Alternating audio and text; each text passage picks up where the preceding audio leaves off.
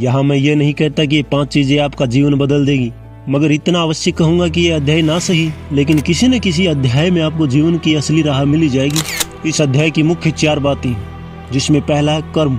मित्रा, तू अपने पैशन को निखारने पे ध्यान देना, क्योंकि लोग तुझे तेरे नाम से और तेरे चेहरे से नहीं, तेरे कर्मों से पहचानते हैं। और वैसे ही बिल को बिल गेट्स नहीं, माइक्रोसॉफ्ट को बिल गेट्स कहते हैं लोग। एक चक्कर गाड़ी चलाता है तो पहिया, और वही चक्कर पीस के दे तो चक्की। सब कुछ कर्म आधारित है। खेलते वो है जो जानते हैं वही पहचानते हैं, और वही ये मानते हैं कि ताश के पत्तों का इक्का बादशाह बेगम से भी बड़ा होता है। अंक शास्त्र के सिद्धांत तो दुक्की से भी छोटा बताते हैं। I am saying again, all is depends on your कर्म।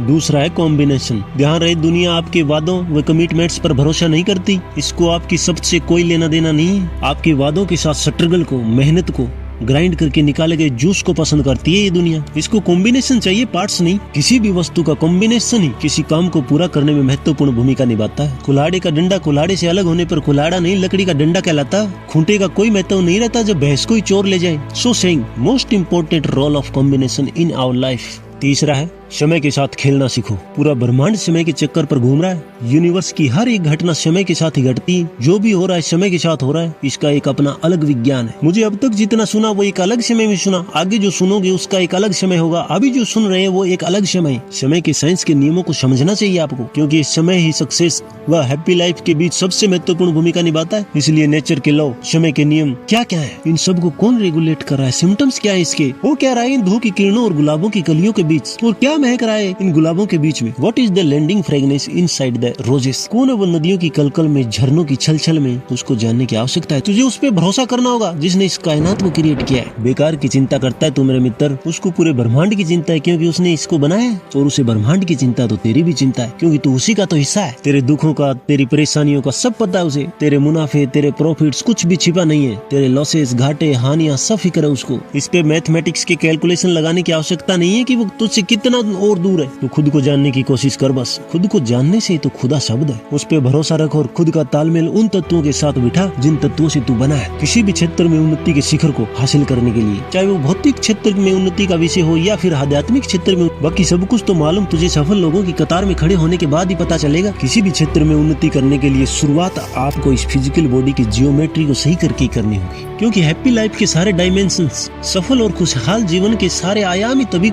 ओपन होते हैं जब इस फिजिकल बॉडी की जियोमेट्री और कॉस्मिक जियोमेट्री के बीच कोऑर्डिनेशन होता है। यानी शारीरिक ज्यामिति जब ब्रह्मांडीय ज्यामिति के समकक्ष हो जाए। और इसको कैसे किया जा सकता है, इस पर हम अलग से एक अध्याय में विस्तार पूर्वक डिस्कस करेंगे। नेक्स्ट एंड लास्ट है लक, भाग्य। देख, किस्मत के भरोसे मत बैठना, ये सिर्फ जुए में ही आजमाई जा सकती है। यहाँ तुझे अपने कर्मों पे भरोसा रखना होगा। अगर ये सोच रहे कि तेरी किस्मत में ही नहीं है, तो आज से ऐसा सोचना छोड़ दे। ये किस्मत हर एक के साथ शुरू में यूं ही नखरे करती है। तेरे भाग्य से तुझको क्या मिल सकता है इसकी कोई गारंटी नहीं, मगर तुझसे जो तेरे भाग्य को मिल सकता है उसकी 100% गारंटी। बहुत ही रेयर चांसेस में ऐसा होता है कि किसी को लगा धक्का सही जगह पर ले जाके गिरा दे। तुझे उठना होगा, दौड़ना होगा, 1000 बार गिरकर भी एक बार फिर उठना होगा। ये जो सफल लोगों की तू भीड़ देख रहा है, जो खुशियों के साथ आस्की कर रही, सफलता जिनकी बाहों में लिपटी हुई, भयंकर पीड़ाएं सहन की इन्होंने, झुक झुक कर खड़े होने की आदत से इनकी कमर की रीढ़ नाजुक हो गई। आसान बात नहीं है भीड़ में पहचान बनाना। बादल को बरसने के लिए सबसे ऊंची चोटी से टकराना ही पड़ता है। और मुद्दा बस इतना सा है कि इरादा अगर तेरा नेक है तो आदमी क्या नहीं कर सकता। तेरे इंटेंशंस पावर अगर स्ट्रॉन्ग है तो उसे सब कुछ कबूल करना पड़ता है। मिल जाती है सफलता, लेकिन निश्चय चाहिए और दृढ़ निश्चय चाहिए। इस जीवन की बोट को किनारे करने के लिए गॉड से भी लड़ना पड़ा तो आप लड़ोगे, इतना साहस चाहिए। उठ